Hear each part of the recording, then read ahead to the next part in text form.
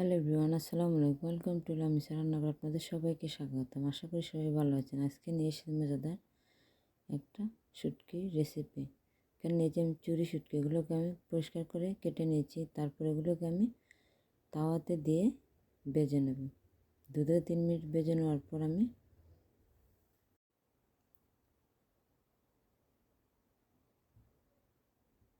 এরপর যা ভাজা হয়ে গেলে আমি এগুলোকে পানি দিয়ে ভিজিয়ে রাখবো। তারপর তাওয়াতে তেল দিয়ে আমি এখানে 2টা আলু আমি টুকরো টুকরো করে কেটে নিয়েছি। তারপর আমি এগুলোকে ভেজে নেব। পর্যায়ে 2 থেকে 3 মিনিট ভেজে নেওয়ার পর আমি 2 মিনিটের জন্য ঢাকনা দিয়ে ঢেকে দেবো, যাতে হাফ সিদ্ধ হয়ে আসে। এ পর্যায়ে ভাজা হয়ে গেলে আমি এগুলোকে নামিয়ে নেব। তারপর শুটকিগুলোকে আমি 10 মিনিট ভেজে নিয়েছিলাম। তারপর ধুয়ে পানিটা ঝরিয়ে রেখেছি। এ পর্যায়ে আমি শুটকিটা আবার 2 থেকে